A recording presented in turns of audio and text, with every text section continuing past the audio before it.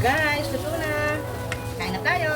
So guys, dahil sa trending ang ating lulutuin ngayon, ay syempre hindi ako magpapahuli. Katulad nga sabi ko ay gaya-gaya ako. Hindi tayo magpapahuli, kailangan gayahin natin yung kanilang niluto.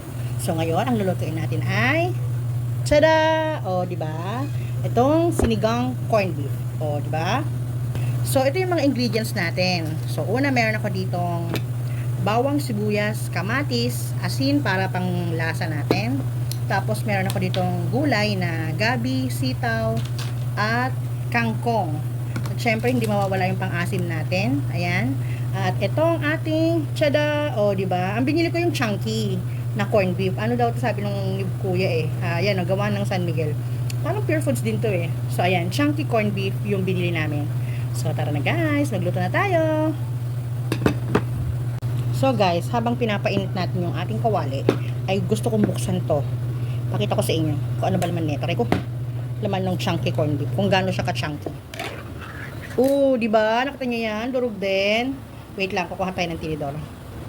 So ito guys, so sabi chunky, hindi naman chunky. Ay nako, ayan, meron naman pala. Di ba? Kita niyo ba yan? Hindi siya ganun ka-chunky. Anyway, lutuin na natin guys.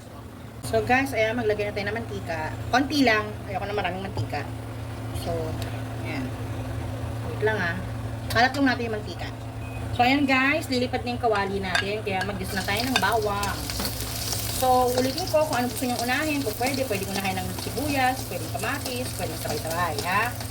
Ayan. Tapos, i-next na natin ang sibuyas. Alam nyo guys, marami ng lutong celebrity na itong sinigang corned beef. Marami ng celebrity chef, vlogger ang gumawa nito, ang nagluto nito. Syempre, ako hindi magpapakabog. Kailangan maluto din natin to. At ito naman yung version ko, di ba? Then, kamatis. Ano lang naman ito eh, basic lang. Yung kung paano tayo magluto ng sinigang, ang pagkakaiba nga lang, gagamit tayo ng corned beef. Diba? Pwede rin namang sinigang na baboy, sinigang na manok, o sinampalukang manok. Pwede rin sinigang na baka. Ito nga lang eh, baka din naman, corned beef nga lang. Diba? So, ayan guys, lutuin muna natin yung kamatis. Lutuin natin mabuti, ha? Para lumabas yung katas niya. So, ayan guys, lumalabas na yung kanyang katas. So, maglalagay na ako ng tubig. Wait lang, kukuha tayong tubig. So, ayan, isang tasa. Tapos, kalahating tasa. Ayan. So, at kalahating tasa guys. So, pag kumulo yan, nalagay ko na yung gulay natin, ha? So, ayan guys, kumukulo na siya. So, ang una kong ilalagay ay yung gabi. Kasi ito yung matagal lumambot.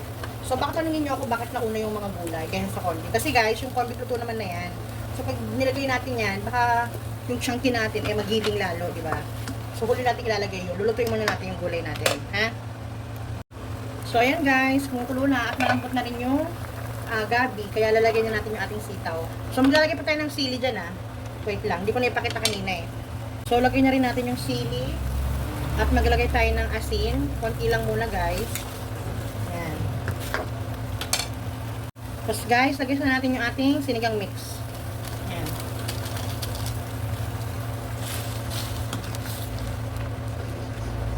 Pakuluin natin ulit, guys. Lagay na natin yung ating kangkong. Ayan. Ay, sorry. Tapos, saka natin lalagay yung ating corned beef. And then guys, itong ating chunky corned beef, ayan, ilalagay na natin. Hindi naman siya ganun ka-chunky.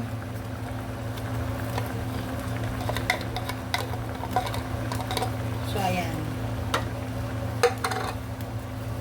Takpan muna natin, ha?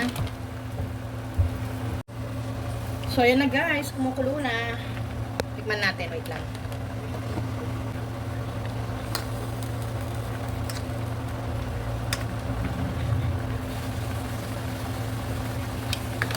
Sarap guys. Nagtatalo yung sinigang at yung lasa ng corned beef. Okay.